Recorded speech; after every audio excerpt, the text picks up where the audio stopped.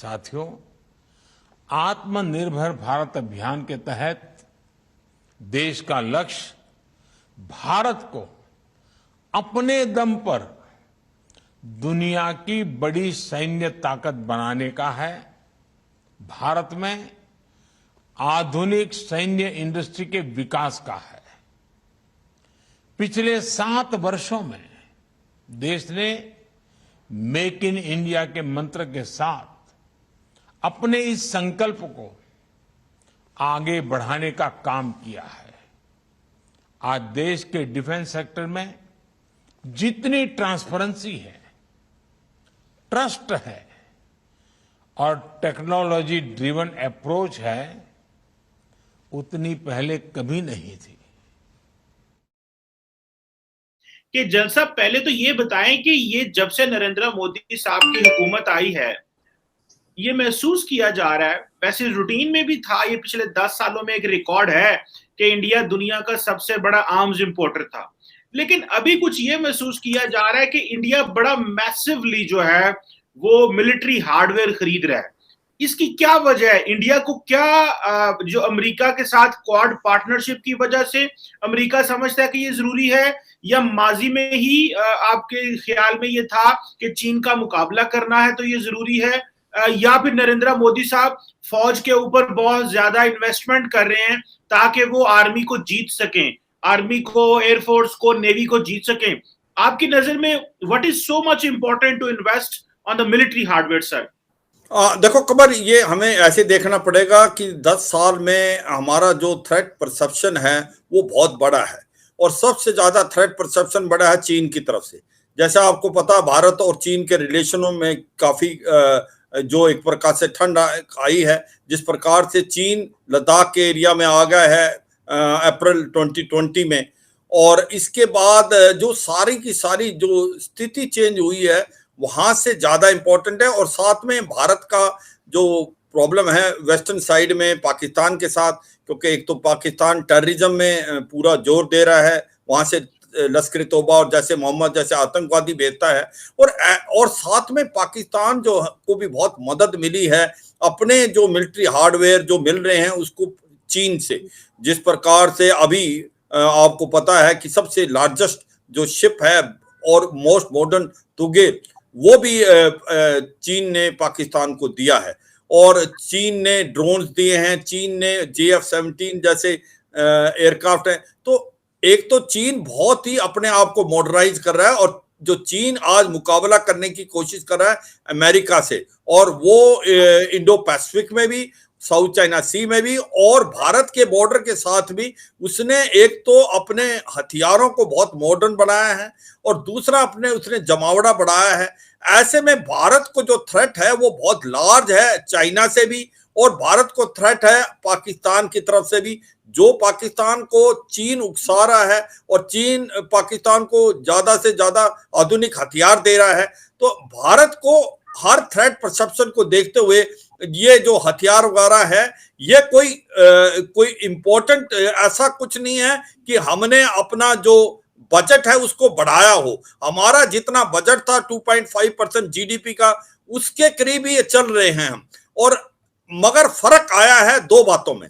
फर्क आया है कि भारत जो था पहले 7 से 70 जो है % इंपोर्ट करता था हथियार, और भारत जो है बहुत बड़े हथियार खरीदता था रूस से भी, और उसके बाद अब हमने इसको डाइवर्सिफाई किया है, अमेरिका से भी ले रहे हैं, इजराइल से भी ले रहे हैं, फ्रांस से भी ले रहे हैं, कुछ जापान से भी, साउथ कोरिया से भी लिया है। मगर जो बदलाव सबसे बड़ा आया कि अब भारत ने खुद मेक इन इंडिया कॉन्सेप्ट किया है, भारत के अंदर हथियार बनने लगे हैं, भारत के अंदर जो हमने इंडस्ट्रियल कॉरिडोर बनाए हैं, और हम ज्यादातर हथियार अब भारत में बनाएंगे अगले 15-20 साल में। हमने 200 ऐसे आइटम हैं जो भारत खरीदेगा नहीं, मगर वो भारत खुद ही बनाएगा। उसके अंदर आपकी मिसाइल भी शामिल हैं, आर्टी गन्स भी शामिल हैं, उसके बाद आपके टैंक भी शामिल हैं, आपके एयरक्राफ्ट भी हैं। जिस प्रकार से भारत ने तेजस मार्क 1 और 2 बना रहा है, हमने लाइट कॉम्बैट हेलीकॉप्टर अभी बना लिया है, हम शिप बना रहे हैं। हमारा अगर आप देखें, हमारा जो एयरक्राफ्ट कैरियर है INS विक्रांत, वो एक प्रकार बिल्कुल इंडिजिनस है, और वो अभी सी ट्रायल में है। उसके बाद भारत ने शिप्स काफी बढ़ाई हैं, और इसके बाद भारत ने जो, मैं यही कहता हूं कि अब पूरा फोकस है भारत को अपनी इंडस्ट्रियल बेस बनाने का, और जो हथियार हम बाहर से ले भी रहे हैं ओवर अ पीरियड टाइम, तो हम ट्रांसफर ऑफ टेक्नोलॉजी करके हम भारत में खुद ही बनाने की कोशिश करेंगे। जैसे कि अभी आपको मैं एग्जांपल K9 वज्रा हमने लिया था जो कि साउथ कोरिया से, जो कि एक सेल्फ प्रोपेल्ड गन है, वो अभी भारत में ही L&T बना रहा है। इसी प्रकार से M777 अल्ट्रालाइट हाउजर जो हमने अमेरिका से ली हैं, और एक जिसको चिनूक हेलीकॉप्टर दाएं से बाएं ले जा सकते हैं एक वैली से दूसरे वैली, और हमने लद्दाख में उसको डिप्लॉय भी किया है, वो भी हमारा महिंद्रा डिफेंस बना रहा है। तो मैं यही कहने की कोशिश करूंगा कमर कि भारत जो है, भारत कोई ज्यादा ऐसा नहीं है कि अपना डिफेंस बजट बढ़ाया हो। भारत अपनी फौजों को मॉडर्नाइज कर रहा है। भारत अब ज्यादातर हथियार खरीदने के बजाय खुद बनाने की कोशिश कर रहा है, जिसमें से 200 आइटम ऐसे हैं जिसमें आरटी गन्स भी हैं, जिसमें टैंक्स भी हैं, जिसमें एयरक्राफ्ट भी, जिसमें मिसाइल हैं। आने वाले समय में वो भारत में ही बनेंगी, हम उसको इंपोर्ट नहीं करेंगे, कमर करेगा। अगर भारत को अहम रोल प्ले करना है इंडो पैसिफिक में, तो भारत के अंदर ब्लू वाटर नेवी की एक्चुअल क्षमता होनी चाहिए। उसके लिए उसके पास aircraft carrier, nuclear powered submarine और SSBN होने चाहिए। तो अभी भारत का एक INS विक्रमादित्य जो एयरक्राफ्ट कैरियर है, अभी INS विक्रांत जो भारत ने इंडिजिनस बनाया है, और जो पहले INS विक्रांत हमने लिया था रूस से और वो डीकमीशन होगा, उससे कहां बहुत ज्यादा आधुनिक बनाया है। जिस प्रकार से जो एयरक्राफ्ट कैरियर आज की तारीख में हैं, जो कि बड़े बड़े देशों के पास हैं, चाहे वो अमेरिका के पास है, रूस के पास है, अभी चीन ने भी बनाया है, उसके मुकाबले का है, इसमें कोई शक और सवाल नहीं। तीसरा, हम क्या कर रहे हैं कि हम कह रहे हैं कि 2 एयरक्राफ्ट कैरियर से बात नहीं बनेगी, क्योंकि भारत को अगर दोनों तरफ अरेबियन सी और बे ऑफ बंगाल की तरफ इंडो पैसिफिक में जाना है, तो हमारे पास 2 एयरक्राफ्ट कैरियर हरदम होने चाहिए, जो कि एक प्रकार रेडी हो, एक मेंटेनेंस में हो। तो 3 हम एयरक्राफ्ट कैरियर की बात कर रहे हैं, और वो हम इसलिए कर रहे हैं कि अगर आपको इंडो पैसिफिक में अपना दबदबा बनाना है और चीन के जो आने वाली थ्रेट को काउंटर करना है, वो जरूरी है। मगर उसके साथ साथ भारत के अंदर जो काबिलियत होनी चाहिए वो है न्यूक्लियर पावर्ड सबमरीन की, वो भी भारत अब आगे बढ़ रहा है उसकी तरफ। और एक बात आती है SSBN की, जो एक तो है न्यूक्लियर पावर्ड, एक न्यूक्लियर मिसाइल की जो हमारे पास काबिलियत है, क्योंकि भारत एक ऐसा देश है जिसने बोला है कि हम नो फर्स्ट यूज पॉलिसी रखते हैं न्यूक्लियर हथियार के। हम समझते हैं कि जो न्यूक्लियर हथियार हैं, these are not weapon of war, these are weapon of deterrence and piece.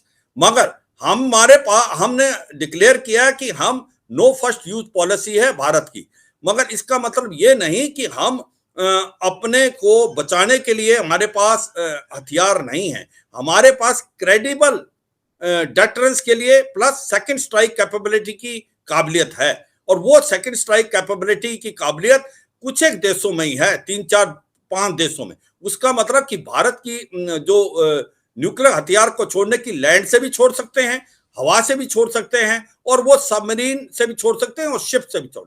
तो इसलिए इनका भी आना बहुत जरूरी है, SSBN का, न्यूक्लियर पावर्ड सबमरीन का, एयरक्राफ्ट कैरियर का होना, फ्रिगेट्स का होना। तो अगर हमने मॉडर्न नेवी बनानी है, जो भारत की नेवी की तरफ ध्यान दिया जा रहा है, तो मुझे लगता है कि नेवी और एयर फोर्स के ऊपर बहुत ज्यादा ध्यान दिया जाएगा आने वाले समय में भारत को, क्योंकि इसी से आप अपने आप को पावर प्रोजेक्शन कर सकते हो, और नेवी की जो पावर से आप थ्रेट इन बीइंग हो सकते हो। अगर हमने चीन को काउंटर करना है इंडो पैसिफिक में, तो हमारे पास ये काबिलियत और क्षमता होनी चाहिए, और मुझे लगता है उसी को मद्देनजर रखते हुए ये मॉडर्नाइजेशन की तरफ हम आगे बढ़ रहे हैं। कमल।